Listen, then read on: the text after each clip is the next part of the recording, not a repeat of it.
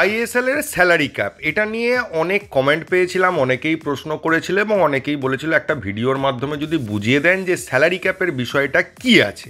এবার আপনারা অনেকেই জানেন যারা এতদিন ধরে খেলা দেখছেন বা খেলাধুলোর একটু খবর রাখেন, আইএসএল সম্পর্কে ধারণা আছে, কিন্তু অনেকেই খুব কনফিউজ ব্যাপারটা নিয়ে যে স্যালারি ক্যাপের সিস্টেমটা কি, ওটা কি আছে, কেন ওর বেশি প্লেয়ার নেওয়া যায় না, প্লাস মোহনবাগান এত টাকার টিম বানাচ্ছে, শোনা যাচ্ছে 70 কোটি 100 কোটি, তা সেটা কিভাবে হচ্ছে সেই সব নিয়ে আলোচনা করব আজকের ভিডিওতে। প্রথমে যদি চলে আসি স্যালারি ক্যাপ কি এবং কেন। স্যালারি ক্যাপ হচ্ছে একটা টাকার অঙ্ক বেঁধে দেওয়া হয়েছে যার মধ্যেই আপনার টিমের সমস্ত প্লেয়ারের স্যালারি রাখতে হবে। মানে আইএসএল এ যত টিম আছে তাদের সবাইকে ওই টাকার মধ্যে সমস্ত প্লেয়ারের স্যালারিটাকে রাখতে হবে। তো এটা কেন করা হয়েছে তার কারণটা আপনাদের পরিষ্কার বলি, যে আমাদের এখানে যে আইএসএল লিগটা চলে এটাতে কিন্তু ম্যাক্সিমাম ক্লাবই কর্পোরেট ক্লাব।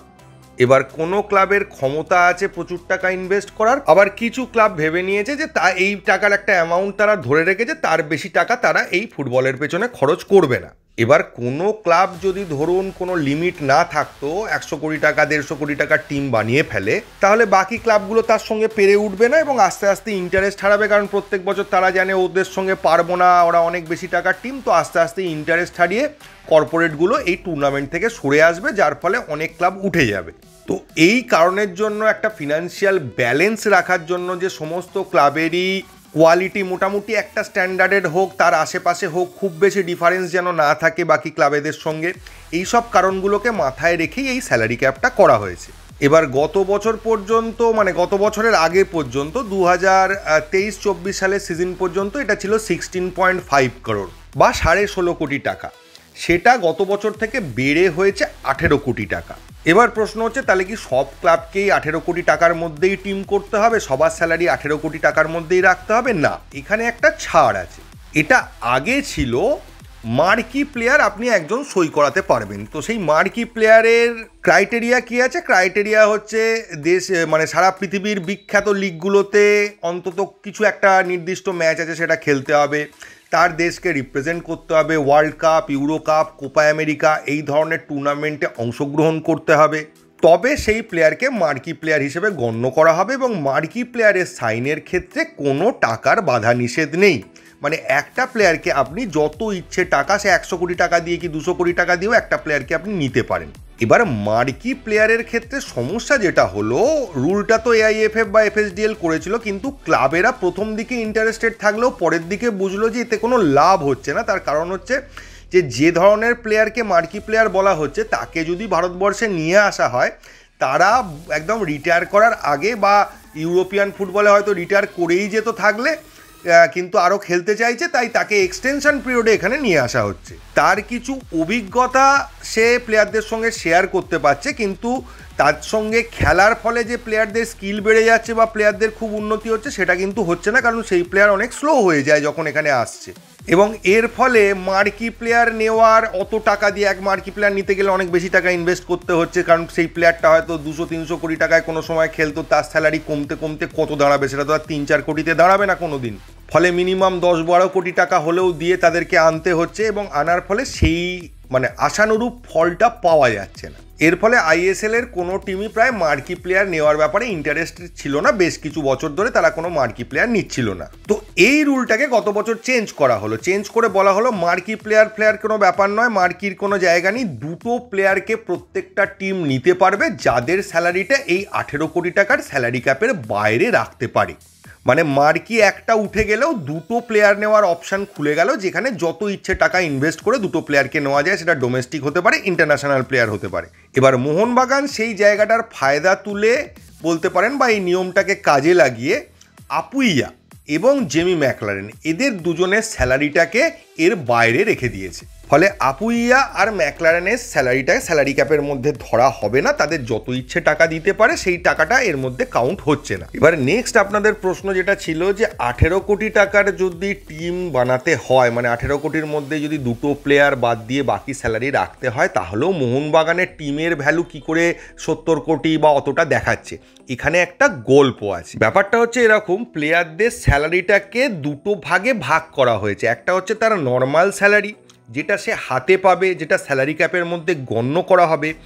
এছাড়া একটা ফেসিলিটিস তাদেরকে দেওয়া হয়, যেটাই স্যালারি ক্যাপের মধ্যে গণ্য করা হয় না। তো ব্যাপারটা আরেকটু উদাহরণ দিয়ে বুঝিয়ে বললে আপনাদের বুঝতে সুবিধে হবে। ধরুন আপনি একটা কোম্পানিতে জয়েন করবেন, সেখানে ইন্টারভিউ বিভিন্ন সিলেকশন প্রসিডিওরে আপনি সিলেক্ট হয়েছেন, ফাইনাল হয়ে গেছে, এবার স্যালারি নিয়ে কথাবার্তা হচ্ছে। তো আপনি 50,000 টাকা মাসে স্যালারি চান। কোম্পানি বলছে আপনাকে 30,000 টাকার বেশি আমরা অফিসিয়ালি দিতে পারবো না, এটা আমাদের কোম্পানির একটা পলিসি আছে, কিছু প্রবলেম আছে। তো আপনি তো 50,000 টাকার জন্য কোম্পানিটা জয়েন করছেন সেই অফারে, তো 30,000 টাকায় আপনার চলবে কি করে? আপনি এখনই হয়তো 30,000 টাকা মাইনে পান, তাহলে আর চেঞ্জ করে ওখানে যাওয়ার দরকার কি আছে? এই সমস্ত প্রশ্নগুলো আসবে। তখন কোম্পানি আপনাকে বলল যে আপনি যে 50,000 টাকা স্যালারি পেতেন, সেটা দিয়ে আপনি যা যা করতেন সেই ফেসিলিটিগুলো আমরা আপনাকে দেবো। যেমন ধরুন আপনি 50,000 টাকা স্যালারি পেলে আপনি একটা ফ্ল্যাট কিনবেন ভাবলেন, তো কোম্পানি বলল যে আমি ওই ফ্ল্যাটটা আপনাকে কিনে দিচ্ছি, তার যে ইএমআইটা হচ্ছে সেটা আপনার স্যালারি থেকে বাদ দিয়ে দিচ্ছি। ধরুন 20,000 টাকা ইএমআই আপনাকে ফ্ল্যাটটার জন্য দিতে হচ্ছে।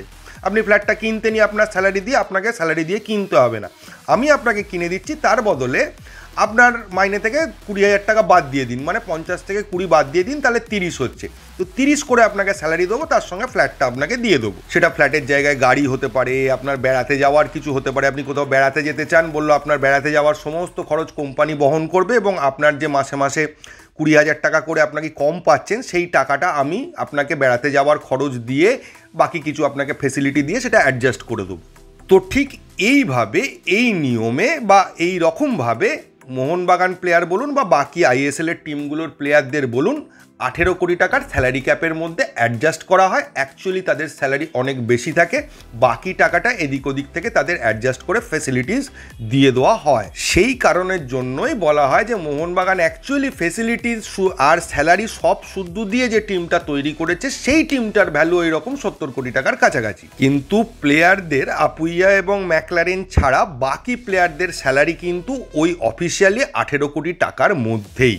এবার এটা ছাড়াও কিছু ছাড় আছে এই স্যালারি ক্যাপের নিয়মে। সেটা হচ্ছে আপনার কোনো একাডেমির প্লেয়ার, যারা ছোট থেকে আপনার মানে ক্লাবের একাডেমিতে প্র্যাকটিস করে, এখন আপনার ক্লাবের হয়ে খেলছে, জুনিয়র লেভেলে খেলছে, কিন্তু এত ভালো খেলছে যে আপনি তাকে আইএসএলের টিমে প্রমোট করছেন, সেই সমস্ত প্লেয়ারকে জুনিয়র প্লেয়ার বা ডেভেলপমেন্ট প্লেয়ার ধরা হয়।